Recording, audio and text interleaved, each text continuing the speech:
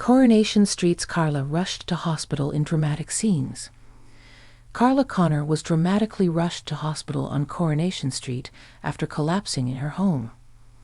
The character had been out for some drinks on New Year's Eve with partner Lisa Swain, though seemed worse for wear at the beginning of Wednesday's, January 1, episode as she bemoaned the level of noise in the cafe.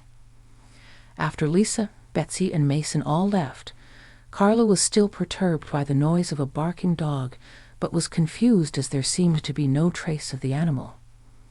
Roy remarked that she didn't look too well, with her condition worsening as she began having visions.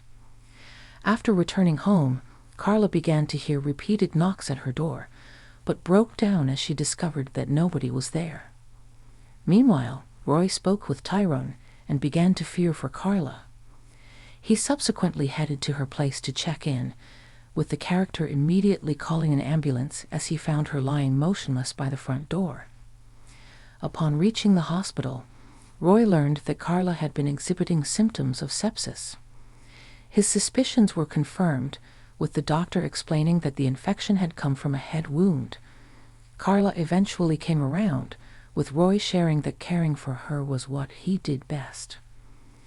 Roy shared that he failed in contacting Lisa, but Carla was fine for her to remain in the dark in fear that she would leave the relationship.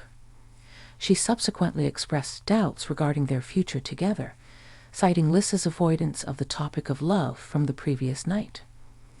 Lisa brought some flowers back home as she walked into an empty house, with the detective quickly calling Carla. Not wanting to spook her partner, Carla fabricated a story and said she had left the country for a few days. Will her lie be exposed?